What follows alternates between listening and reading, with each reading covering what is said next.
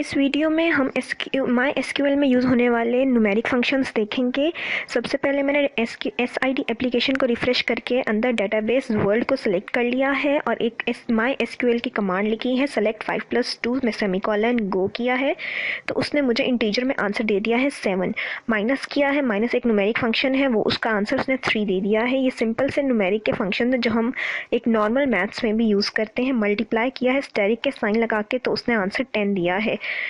5 divided by 2 तो उसका answer दे दिया है 2.5000।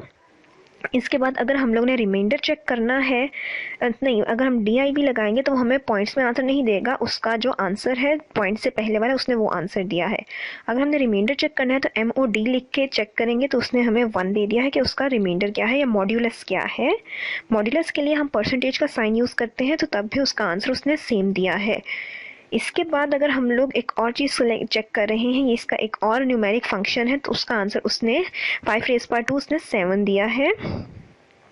इसके बाद अगर हम लोग इसकी पावर देखते हैं कि 5 की पावर 2 क्या आएगी तो उसका एक PWO का फंक्शन है, ये हमें 25 आंसर दे रहा है। अगर इसके साथ हम लोग 5 × 5 भी लिखेंगे तब भी वो हमें 25 ही आंसर देगा क्योंकि पावर का फंक्शन और ये चीज़ सेम ही है। अगर हम लोग पावर का फंक्शन में 3 डालते और 5 × 5 × 5 करते हैं तब भी हमारा आंसर सेम आता। इसके बाद हम लोग पावर के बाद एक और फंक्शन ट्राई कर लेते हैं न्यूमेरिक फंक्शंस का। अगर P और W के बजाय पावर पूरा भी लिखें तो माई एसक्यूएल उसको कोई एरर कंसीडर नहीं करेगा, वो उसको भी अपने PWO की तरह ही रन करेगा। ABS एब्सोल्यूट का फंक्शन है जो हमें नेगेटिव को पॉजिटिव वैल्यूज़ करके देगा। पॉजिटिव 5 ही देगा, -5 उसको पॉजिटिव करके 5 आंसर देगा। ये एब्सोल्यूट फंक्शन होता है और ABS यूज़ करते हैं न्यूमेरिक फंक्शंस में माई एसक्यूएल में।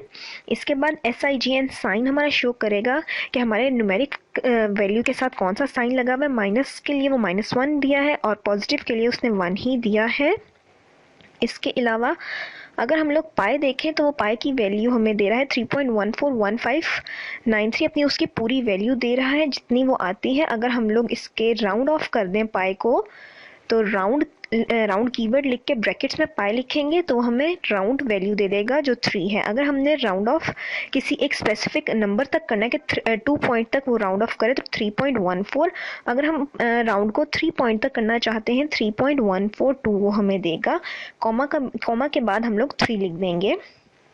इसके अलावा अगर हम लोग राउंड ऑफ की जगह कुछ नेक्स्ट अपना फंक्शन यूज़ करते हैं, सेलेक्ट ट्रंकेट और आगे पाए 3 तो हमें वो ट्रंकेट करके उतनी वैल्यू दे देगा। वो राउंड ऑफ नहीं करेगा, वो बाकी सारी वैल्यूज़ को डिलीट कर देगा और वो 3 फ्लोटिंग पॉइंट तक हमें वैल्यू दे देगा।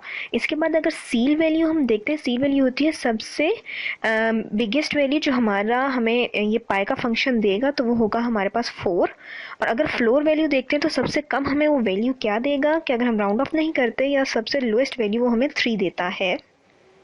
इसके अलावा एक और चीज़ हम ट्राई करते हैं, सेलेक्ट करें हम नेम RAND का फंक्शन है, रैंडम फंक्शन है, ब्रैकेट्स आगे आएंगे फ्रॉम कंट्री। ये हमारी वर्ल्ड डेटाबेस में के कंट्री टेबल में से हम लोग नेम सेलेक्ट करें और आगे एक रैंडम कॉलम सेलेक्ट करें हैं जिसकी लिमिट होगी 5 तक।